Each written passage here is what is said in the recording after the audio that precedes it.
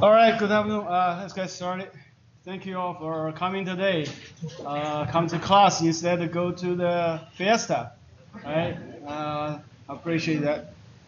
Okay, so last time we talked about a column as a structure that under compressive load. So there are issue for a column that is stability. So we talk the concept of stability, and then we look at the one example, that's a column with both end pins supported. If you have axial load, compression, and then when you keep increase the load at a certain range, then the column will lose stability or buckle, right? So we set up the equation using the kind of eigenvalue equation. So that's basically a differential equation, second order. We solve the equation, and we actually get a simple pretty concise formula for determining the critical load, and as shown here. So the critical load is pi squared EI over L squared. Right? So later on, when I ask you what's the critical load for a column, you don't need to go through this derivation, find the solution anymore. You just use this equation. So that's a formula. You just calculate it. That's it. But actually, it's very helpful for you to learn how we get this equation. The reason is not because you prove this equation, but also because equation is already in formula, right? You can see it. But also go through this process, you see how this problem was solved. What's the approach there? Later on, when someone give you a different column that's not covered in this, you know how to start. You basically use a similar method, set up the differential equation, and then solving for the eigenvalue, the eigenfunction. That will be your solution. That's why know the process of getting equation is also important. It's the same as solving an actual problem, right? Okay, so with this equation, we can solve a lot of problems with a simple column that involve a simple column, and you can find out the limited load. Okay, we give this example. So quickly here, I just want to make a point. Okay, so when you have this problem, ask you how much load you can apply to this structure, right? And within this structure, there is an element. In this case, a simple column here that's going to buckle, lost stability. So basically, you find out when this element lost stability, what's the load you can apply to the system. So to find that, there are two things you actually combine here. One, for the column itself, how much load it can carry. And that you can use the formula we just learned. You can easily get that one quickly, right? Just calculation. Then the second step will be, when this column reaches that limit, the load it can carry, how much you can apply to the system? You need to find that relation. And that most of the time is what? The equation of equilibrium. That link the column load to your load, the actual load you apply to the system. So basically, in solving a problem involving column, you need two things: equation of equilibrium and the buckle equation itself. Okay. All right. Any questions about this part?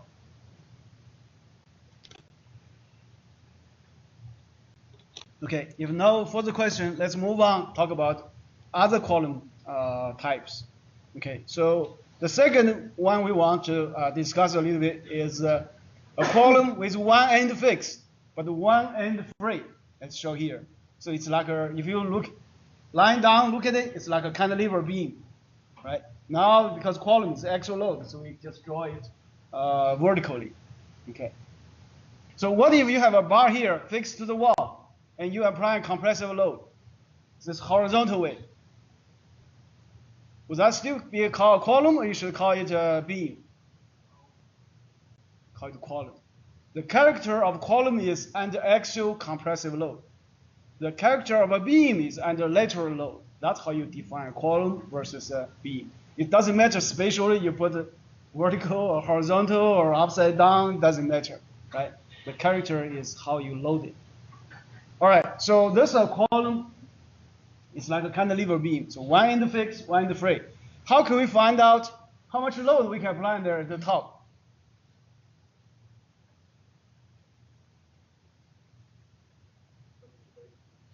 From the equation, but the equation we got last time was for simple, P. So you cannot use that equation, right? So you have to derive for this one, what's the equation? And how to derive it? The idea, the approach is similar. Use the same method. Because if you just look at this condition here, as you showed, as you can see here on this figure, why I'm not getting my pen somehow. Let me try a different.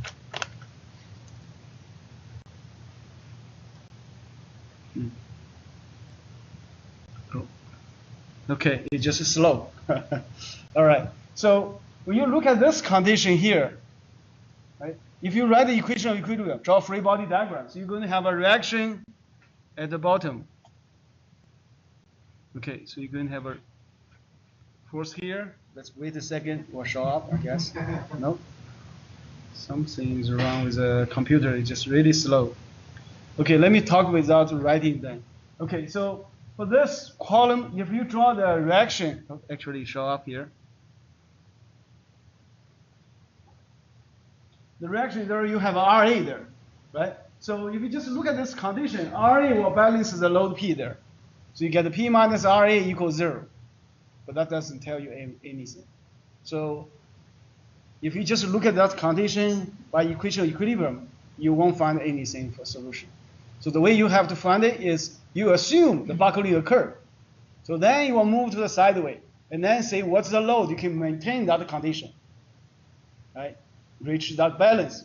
So basically, this structure can change from this vertical balance condition to a new balance condition, right? So it's called actually mathematically called bifurcation. You have two balance, two equilibrium conditions. They bifurcate from this one to the other one. Right? They're very close, so they also call adjacent method, adjacent equilibrium method. Right? Okay, so we have to assume a buckle, right? Okay, therefore we're going to have the picture on the right. You can see, oh, we assume we buckle, so buckle into this shape. And then the load applied there will be the PCR we're looking for. Okay, now for this one, can we set up the equation of equilibrium for the picture on the right? Yes, we can do the same thing we did last time, right? So the EI, it's like a beam bending, right? This is like a beam just bending. So the EI V2 prime should equal to the M. Then we just need to find out the M at the location X, any location. Okay, now what's the M? At any location, as shown here. So let me move the cursor here so you can see. Okay, at this location X here, what's the moment in the beam right there? The moment will come from this load. Only thing is the load at the top. So this load applying generate how much movement to that location X? It's supposed to be the force times the arm length. Okay, what's the arm length? Is it delta? Is it V? It's delta minus V. Right? That's the distance from the load to where the beam is. That's the moment, how much movement generated. So therefore, you have the moment equals P delta minus V. You say, I don't know what's delta. I don't know V neither. But doesn't matter. I can set up the relation. Right? I'll find out later. That's the idea of you set up the equation, solve the equation. Right? And the hard part is actually set up the equation. Right? Solving just mathematically just do it. Okay, so we have this relation here. And now if we know the M, so we can change it, reorganize this term. Because this is an equation about V. Right? The top equation is not the equation about V, deflection V. So I can reorganize it, put the PV to this side. And then we do the same thing. You divide the EI to all the terms. So you can simplify the equation into this term, the second one there. So what's the K squared? Do you remember what's the K squared? Or you can judge from here. P over EI, yes. K squared equals P over EI. Okay. So somehow here, I think it's hard to write. So, oh, it's working now. K squared will equal to P over EI. All right. Okay, so what kind of equation we have here now? What is this equation we would call it? Second order, linear, non-homogeneous, not homogeneous anymore. Now you have a term on the right side, you have something there, so it's non-homogeneous. Now, how do you find the solution for non-homogeneous equation? I'm testing you on your EA1 or EA2, right? How do you get a solution for a non-homogeneous equation? You find a homogeneous solution, and then plus a particular solution. Okay, what's the homogeneous part solution? Do we have it? Yes, we had it last time. It's C1 sine kx plus C2 cosine kx, right? We're going to have it here. Now, what's a particular solution? It's a special value or special solution that fits this equation. And you can guess it, or you can just do whatever way find it, right? Okay, can you find a particular solution for this one? Find a V value or V that match this equation. That's what I'm asking. Someone suggests a constant. Would the constant fit here? If V equals to a constant, can constant fit into this equation, be a solution, particular solution? Yes, if the constant is correct. Okay, which constant can fit here? So what's your V, the particular solution? V suppose equal to what? Then this equation, you cannot put it, let's say V equals 1. It won't match there, right? Or you say V equals 2.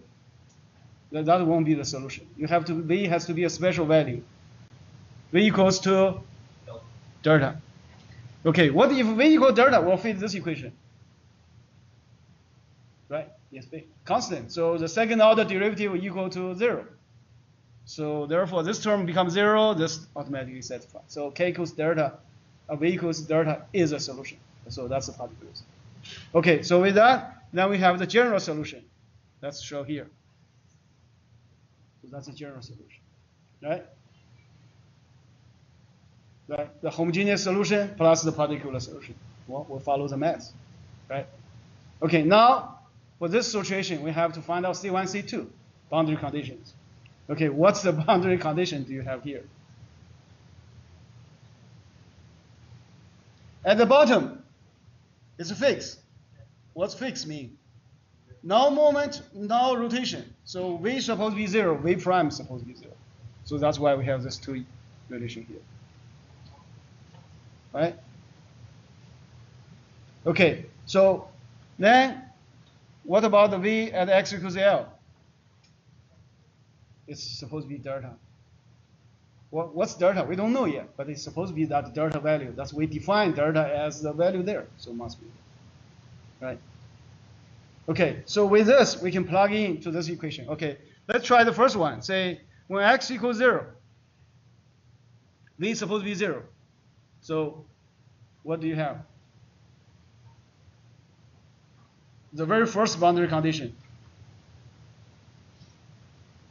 So you have this term. Let me just write here. So 0 suppose equal to delta plus C1 sine K0 plus C2 cosine K0, right? That's the very first V equal, at 0 equals 0. Okay, now with this one, what can we get? This is 0, it's gone, right? Okay, so this will be 1. This is 1. So you have C2 plus delta equals 0. So therefore, C2 equals minus delta. You can find C2. Okay, now what about this one? V prime at x equals 0 equals 0. take the derivative, you get C1 cosine kx, right? So derivative, you get this, let me just write down here. So you got the C1 cosine kx, right? K get out, 1, and then plus, actually minus C2 k sine kx. Okay, this need to be 0 when x equals 0. Now what do you get? So what's the C1 value? C1 must be 0. So we find out C1 must be 0. Okay, so this term is gone. Right? Okay, C2 equal delta. Right? We just said, and then minus delta. Okay, so therefore we have this solution. Now what's delta?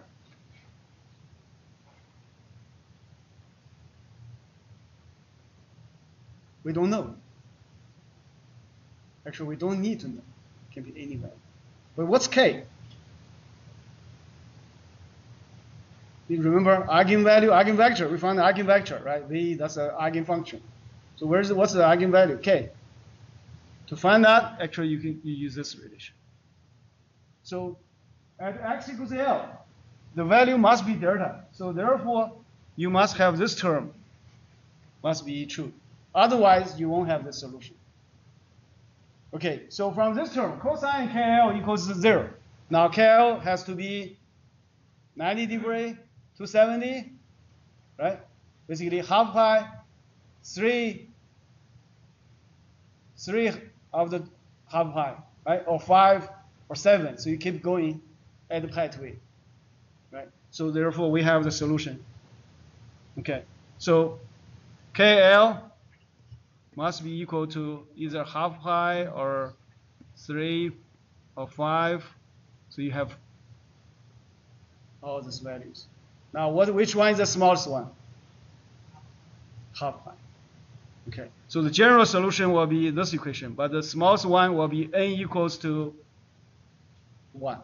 That's the smallest one. So when you gradually increase the load, you first reach the n equals 1 value, and then the system buckle. So you won't go to the next level. So therefore, n equals 1, that's your critical load. Right? Okay, does this look familiar? Look very similar to the one we had for simple column, right? Pin support. Right? What's different? You have a 4 at the bottom. Other than that, they're the same. Okay. Now, why there is a 4? The reason is, okay, if you, I think I have the next slide. Okay, if you look at the simple, this column, like a cantilever column, right? One side free, one side fixed. Now, if you imagine the wall is a mirror,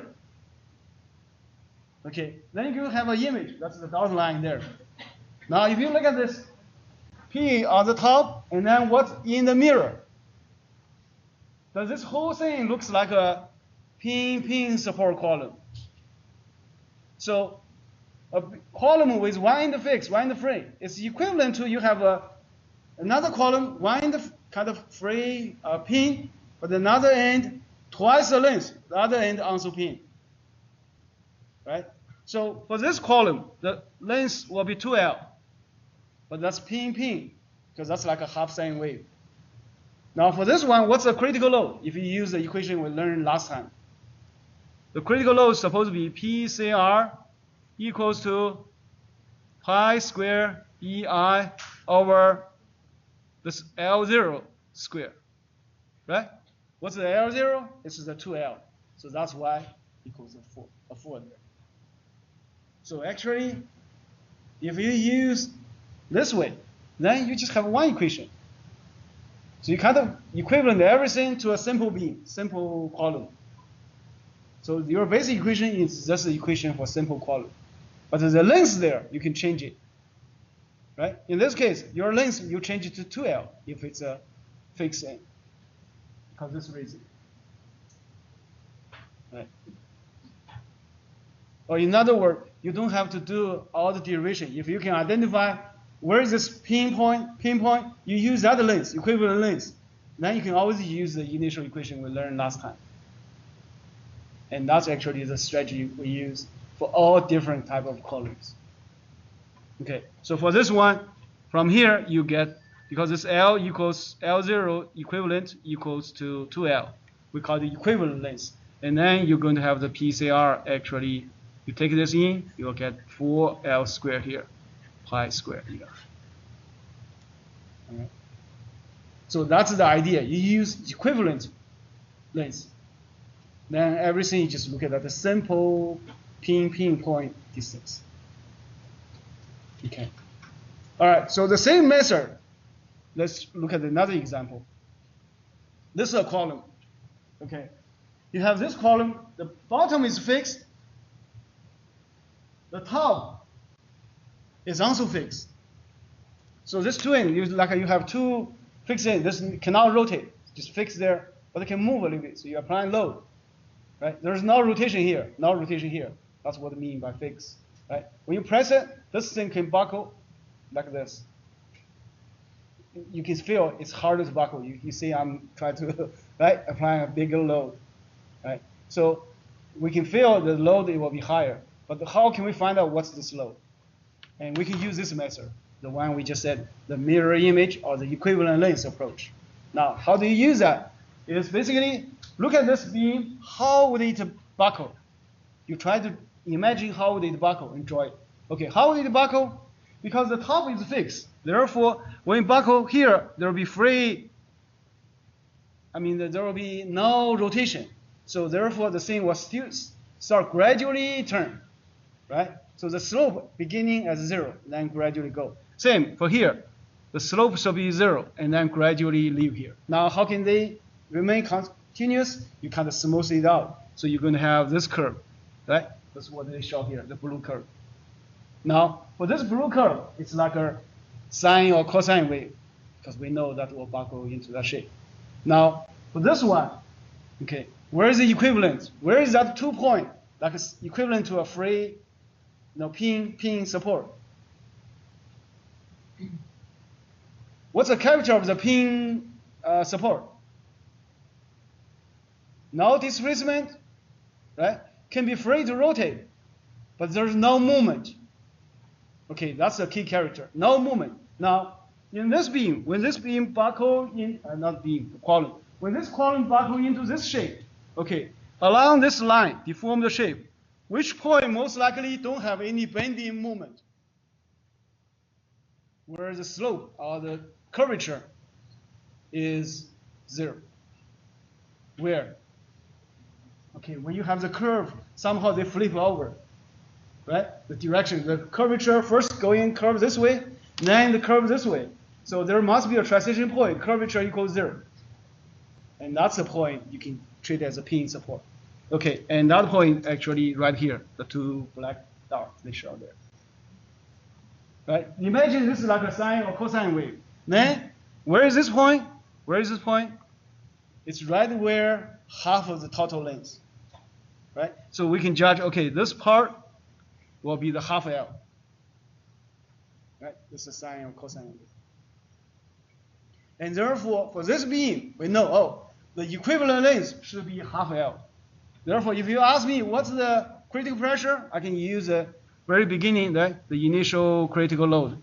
Okay, so that's pi square EI, and then what I should put here, the L equivalent, or L square. Now, what's L? It's a half L, so you put the half L there. That gives you the result. And in fact, you put it in there, what do you get? You'll get PCR equal to, if you take the half L in there, what do you get? You have a 4 on the top, pi square EI and L square. Now, this is a much, much stronger structure, right? So same length, it can carry 4 times the load as the pin support. That's why when I try to show you how to buckle, I have to work hard to get it to buckle. 4 times harder, right? Okay, so that's how you get the buckle equation for this kind of support. If you're not convinced, you can actually do over what we did, right? Cut it somewhere, find out the moment, and then solving that differential equation, and then eventually you'll get the solution. Okay. So So we just use this image or equivalent length approach. Now we don't have to go through the process, kind of just say, oh, we can find the image. All right. Okay, then here is actually a summary table for all 4 possible situations. In fact, the column can be multiple different situations. So you can have 8 or 9, 10 different situations, right? For example, you can have wind, you have a spring there, or you can have something, a hoop there, or can have all different boundary restriction there. We just list here the 4 basic situations. Okay, so here is a comparison. Basically, just use the concept of the equivalent length. All right. So the first is the very beginning, right? Our basic situation, simple column. So the equivalent length is itself, right? And so therefore, we have this equation as shown here. So that's the basic equation. Now, for this one, the second one, free fixed, we said the equivalent length is like a mirror image, so twice the length. So therefore, this equivalent length is 2L. And so we have this equation at the top. That's the equation, right? And the third one, we just talk about the equivalence is the middle half part. And so you have the equation. Now for this one, the first one, we haven't talked about it. But if you look at how it's deformed, right? You deform the top can free rotate, but the bottom must be fixed. So therefore, there is this point here. That's the point that the curvature is equal to 0, right? And so that's the one you find the equivalent length. And actually that we find is like 70% of the total length. So therefore the equivalent length is 0.7.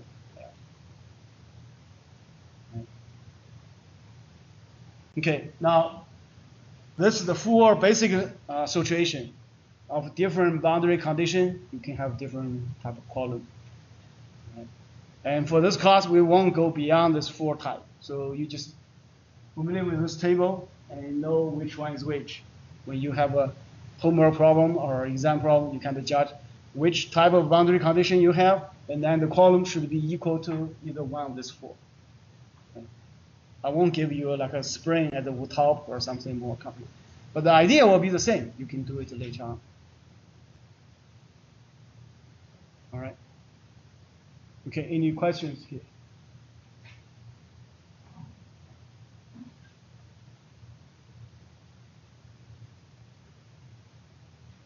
This table will be provided for the final? Yeah, I will provide this as part of the formula sheet.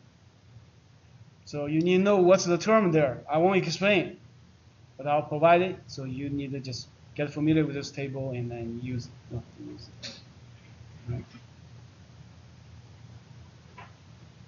I think the most important thing is you understand how to do it.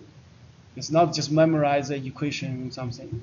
Because the equation you can always find a menu or Google it, find it. But the way how to do it, not hard to Google to find it. And that's a skill. Right? All right. Any other questions about this 4 different type of beams? Okay. Now I have a question. If I have this material here, a column, right? I want to support a load at the top. All right. So this is a given length. L is given. I know this length here. Now, how do you build a column that can support maximum load? The most load you can apply there on the top. What type of boundary condition would you use to support the biggest load? Which one? The third one, fix. Right? For the same length, you can see there you have a 4 at the top. What's the worst case?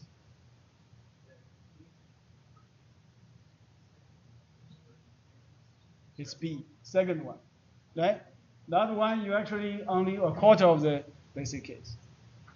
So therefore, when you try to support something at the top, don't just fix the end, then let this side free. Then it's the least stable condition. You can support the least load. I think this kind of feeling you should set up in your mind. This way, when you design things, you know which way to go. Don't go the wrong direction. You say this is not pin, not stable enough. Then you just change the fix free, and that's even worse.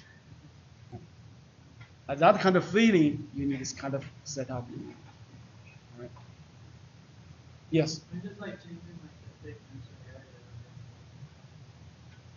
Change the thickness, you mean the dimension of the column. Yes, that will affect what? Affect the EI. So you can pick a stiffer material, higher E, right? E is bigger, then you definitely have bigger critical load, right? Or you can have a bigger I, right? Same amount of material, you use an I beam, put the things to the side. That will be good. Okay, but remember, when you have an I beam, okay, let me just draw it here. Okay, when you have an I beam, let me go back this way. Okay, if you have an I beam, let me just draw in the cross section. Okay, if you have an I beam, now, let's say, imagine you have an I column, right? A beam set up there. Now, there is an issue, okay, because the material on these two sides. So, therefore, if you want to tilt this way, it's really hard because it's really stiff on this side, right? You best use the material. But what if you tilt this way? It's not.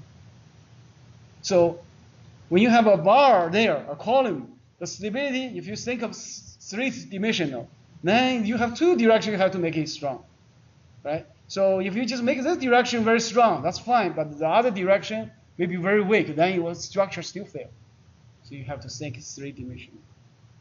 So a better way is you actually have this structure, cross-section. This way, two sides, they're equally strong. You don't waste any material.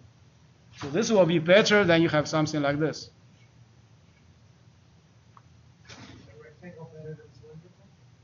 Now, square is better than rectangular. Because the rectangular, you have very strong in this direction, but you are very weak in the other direction. Okay, cylindrical, all right, so this one versus this one. Okay, which one is better? I don't know.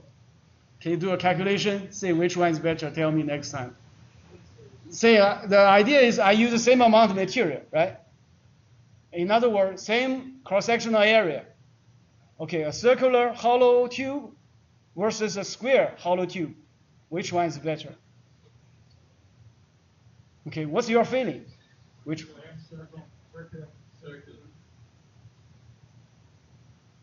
I feel it's circular, but I'm not sure. So you guys kind of can derive it and prove it.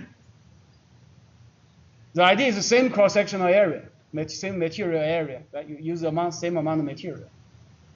My feeling is maybe circular is better because all the direction you use the same way. Right. Okay, that's a good question. All right. All right, any other questions?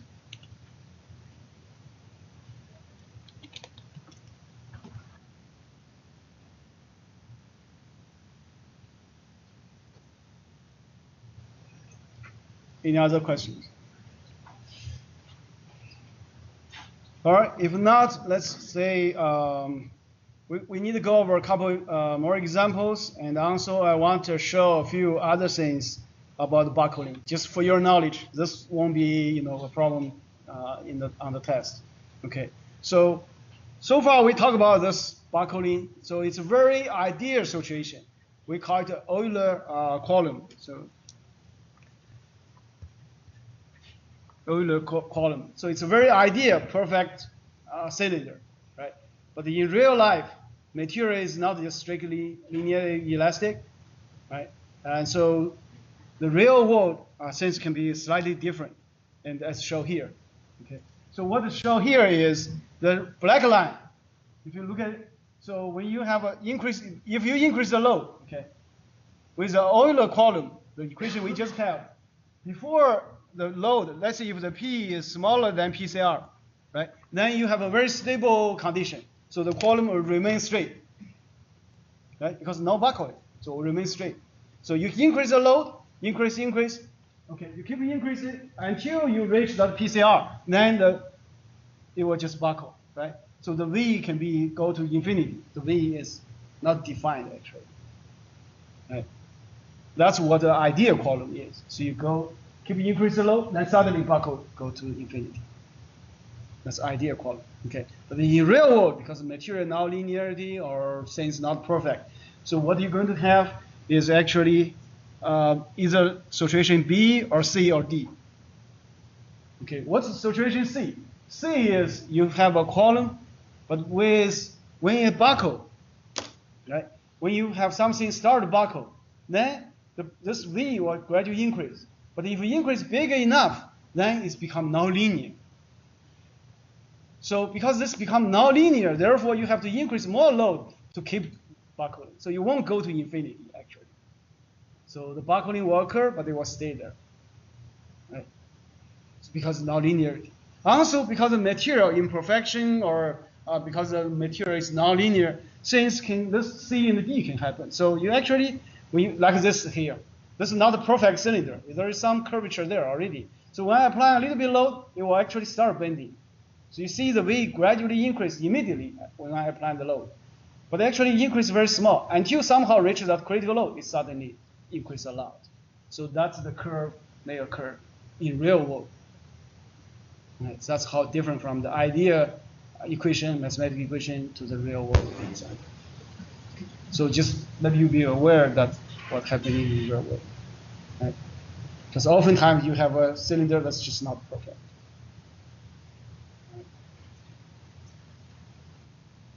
Okay, next I just want to show you a few other examples of buckling. Buckling is a very common phenomenon in our life. So here is an example. You have a tube, like a water hose. If you squeeze on, it will buckle. And like an oil pipe, if you squeeze on, it will buckle. So that's another type of buckling. And here on the right is actually people use a structure in semiconductor.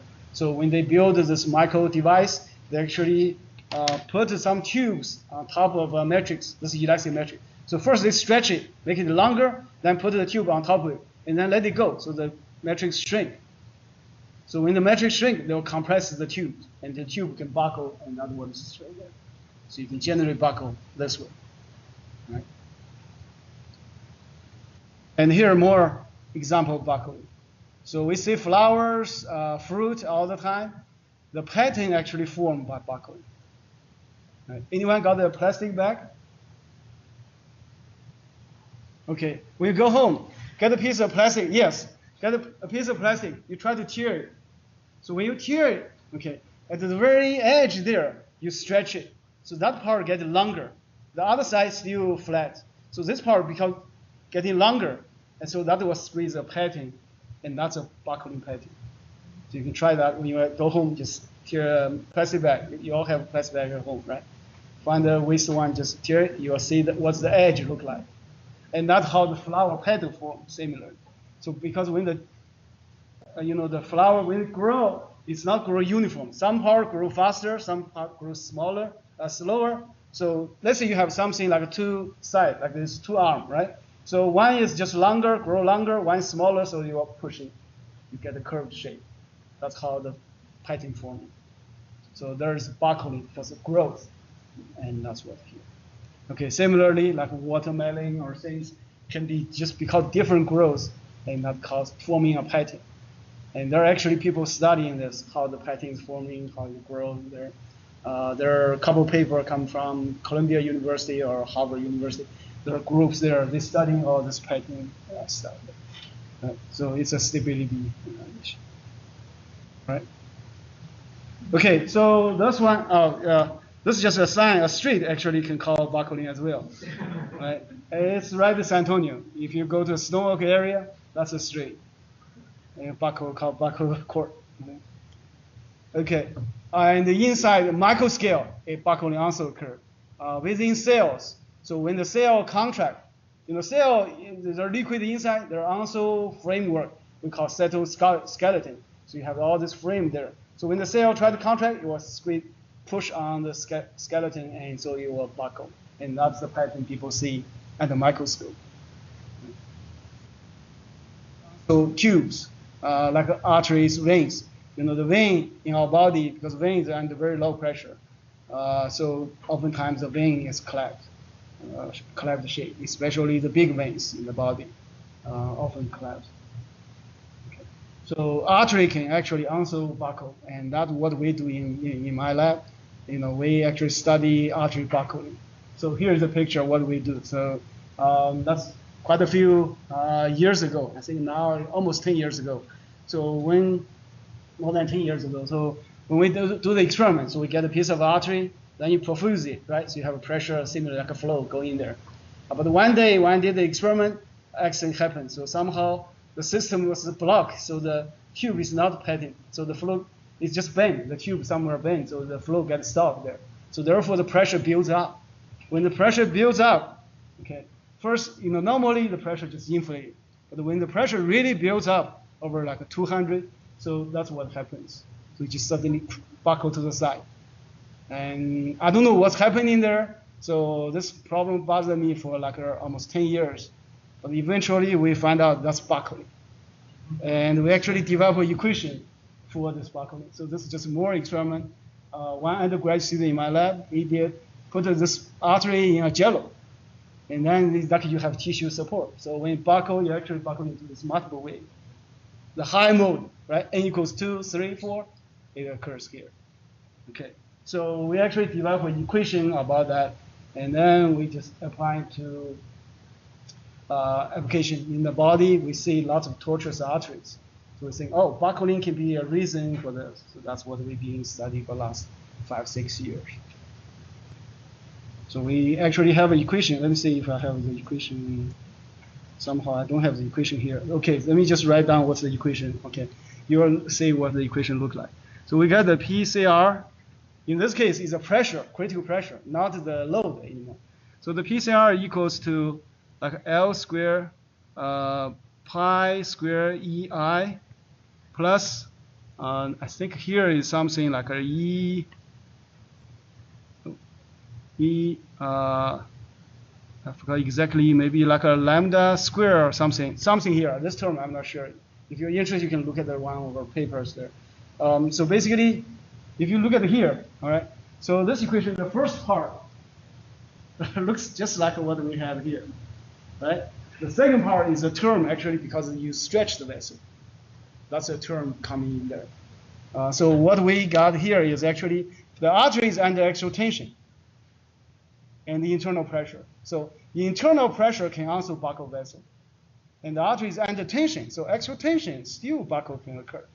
So when we first tried to publish a paper, a lot of people say that's impossible. Tension, internal pressure, buckle will never occur, but it did occur. So we can show you experiment here, and also mathematically you can prove that's also. So that's basically what we did for last several years. So you see what we learned here, the buckling, how to do analysis, actually can be useful for the other problems. Okay, so next I think we want to just go over quickly one simple example. Then next time we can go over one more example, and then we'll do a review and actually go over the exam problems. Right, some of the exam problems. Okay, let me find an empty slide. We can go over one quick example. Here, let's use this page. Okay, so one quick example. Okay, let's say I have a column. Okay, so this end is fixed, this end is pinned. Okay, so I can have a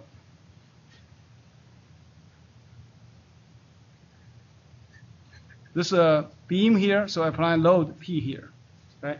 So now the question is, can I find how much load I can apply here before the buckling occur? Yes, because we know how much you can apply the PCR here can be, or the RCR, right? If you call this reaction R, then this will be the RCR, the critical reaction load there. Okay, now, how can you make this column a little bit more stable? You can make the top fixed, or that's what actually a lot of people do. They do it this way. So, okay, here's this top, still the same, but this column here, instead this whole thing goes through to the wall, to the ceiling, to the floor, right? You can add another support.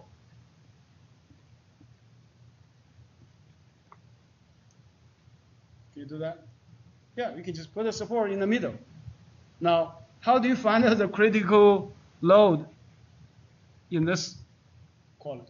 Of course, then how do you find how much load P you can apply here?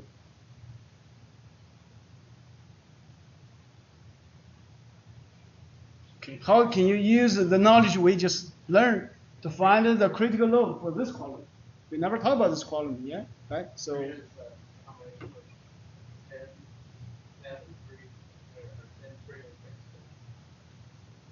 everyone got the idea what he is saying? Basically, let's say if this column buckle, how did it buckle? How can it link to the situation we learned before? That's the idea. Okay, with this column buckle, how did it buckle? So here is a pin, right? So it can freely rotate. So it will buckle into this shape. Here's a pin, so it can freely rotate. But here is fixed. So therefore, this pin and then go to this way. That's the shape. Now, for this one, can you find how much load? You can, if you know how much load you can apply the top half or the bottom half.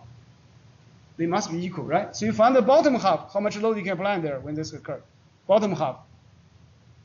They must be equal because the same happen at the same load.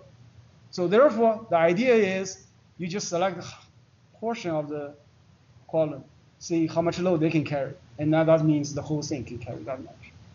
That's right. Okay, now for this one. Okay, if you look at the top half, what's the buckling load? Let's say this whole thing is L, right? So this will be half L here, half L here. Now, what's the RCR of the top half? What's the top? How much top can carry before buckling or right at the buckling?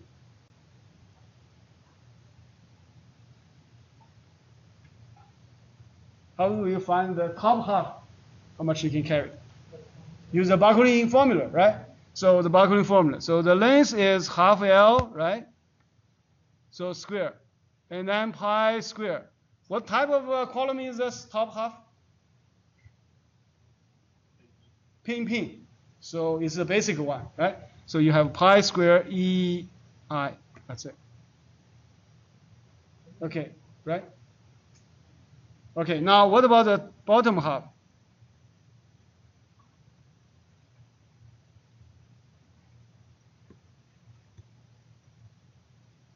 What's the bottom half? Is fixed at the bottom, but the middle, the top of the bottom half is pin. So basically pin fixed. What's the equation for pin fixed? What's the equivalent length? Remember that table we just showed? 0.7, 70%, right?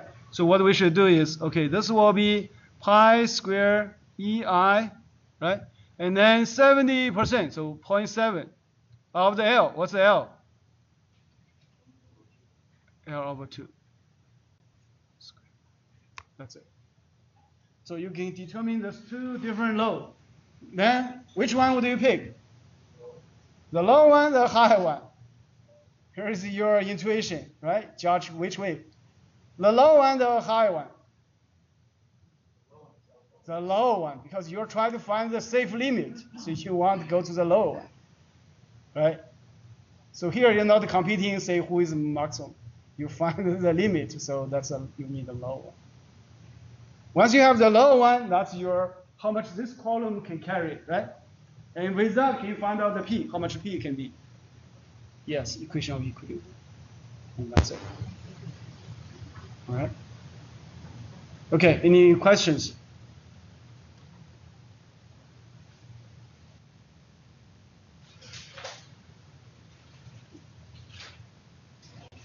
All right, have a good weekend. I'll see you Monday.